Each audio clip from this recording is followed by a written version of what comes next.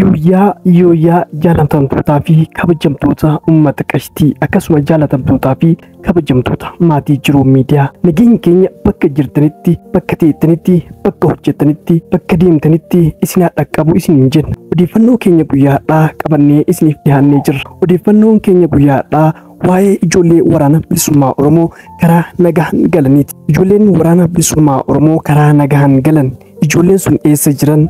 Maalirra jirti? Nama meeqatu lubbuudhaan jira? Nama meeqatu immoo lubbuudhaan hin jirre? Hooggantoonni waraana bilisummaa Oromoo yeroo sanaan galan akkamitti jiran?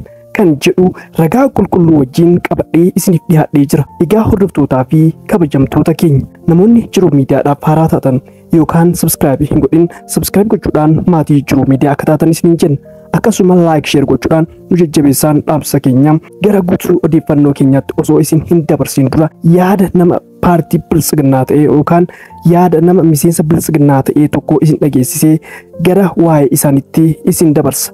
Yaadichi kinootii isinis hamma xumuraan faana turaan affeerraa keenya. Kona kura saddeet namni gaafa foon eltira irraa galuu rakkaan hin galu jedhee eltira dhafe yookaan akka waliigaltee kana keessaan qabu jedhe tokko hin jirannaa sadadii sun fira. Waliigaltee aboo akka hooggansaatti eltiratti murteesse yeroo sana aboo jedhuun dhumtaa boomu jala ture. Warri aboo warra daawudiin deeggaru jechuun ijoolleen daawuduma jala ture waan ta'eef. Guruppii san keessaa guruppiin addatti bayaan hin galu jedhee hafe hin jiru. Kuna kudha saddeet dubbiin kun kuna kudha saddeet nama akkasitti gale. Gaafa galamu kuna kudha sagal dubbiin kadhu kuna kudha sagal daawud gaafa waraana kan hin beeku jedhee kan jedhe kan mari'atee wajjin warra maruma wajjin mari'atee kadhake immoo Uganda yookiin Sudaan dhaqee miti kan mari'ata. Asuma warra keessatti walla gumina qabni tamatti waliin mari'ata. Walicha ajajaa waraana kanaa ture. Ajajaa zoonii kibbaati ajajaan waraanaa tokko koraan kan murtaa'ee miti. Walichi dengan ajajaan kun walichi ajajaa zoonii kibbaa jedhamee beekamaa ture. Aga osoo jaarimaan aboo boodum kun kolaa fiidamii tokko hin dhufin ture.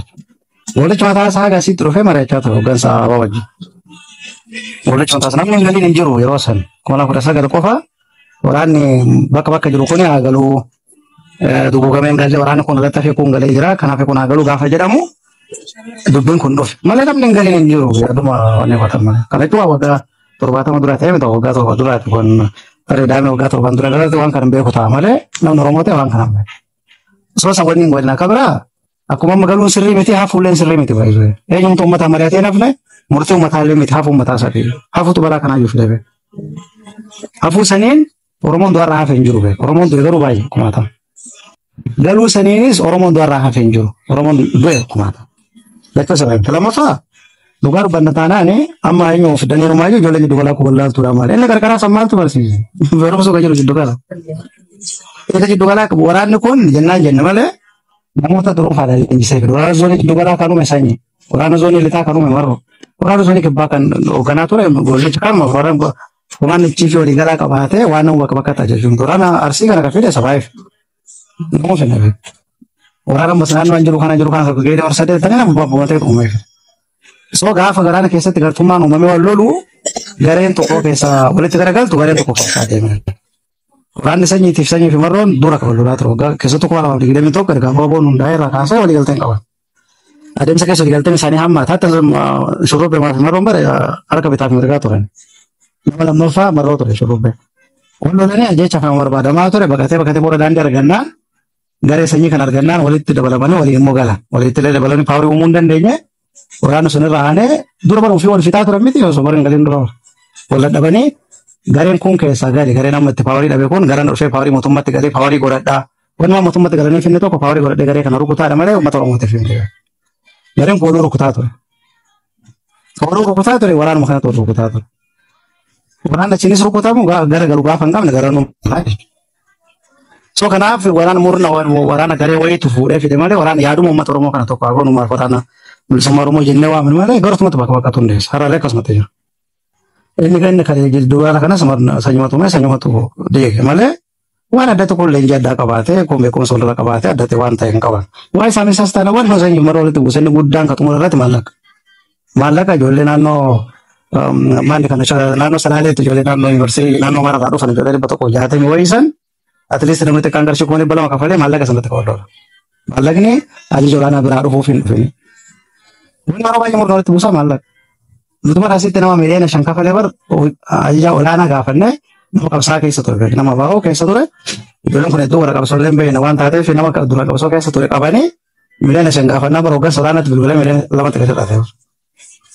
Eenyu kasaamicha lafa bilisa ta'e. Eenyu namni re'ee nanni eenyu namni kamtu olaa uummata. Ergaa tokko xiinxalaa siyaasaa fi hayyoo Oromoo Jawaar Mohammadiif ergame. Ergaanis waa'ee loltoota waraana bilisummaa Oromoo karaa nagaan galaniiti. Ergaanis akkas jechuudhaan eegalte. Waa'ee loltoota waraana bilisummaa Oromoo karaa nagaan galanii dubbiin akkuma shakkine taate. Odeeffannoo armaan gadii kana kan irraa argadhe qondaalota waraana bilisummaa Oromoo karaa nagaan galanii fi itti aansee waajjira abbaa alangaa Oromiyaa fi mana murtii irraa iyyafachuudhaan mirkaneeffadha. Haaluma kanaan loltoota 1752 godinoota garagaraatti harka kennatan mooraa waraana bulbulaa fi sanqalleetti leenjii haaromsaa fudhatan keessaa calallii gaggeeffameen namoonni 343 himanni mana murtiitti itti banamuun manni murtii waggaa 6 hanga umrii guutuutti itti murteessee gara mana hidhaa Ejeree fi Wolisootti geeffamanii jiru. Isaan keessaa namoonni 13 dhiyeenya kana gara Kalchallee Amboo dabarfamanii jiru. Namoonni 2 reebicha sanqalleetti irratti raawwatameen yoo du'an namoonni 2 ammoo reebicha hedduu miidhamanii mana murtii irrayyuu dhaabachuu waan dadhabaniif gadi lakkifamanii jiru. Namoota 51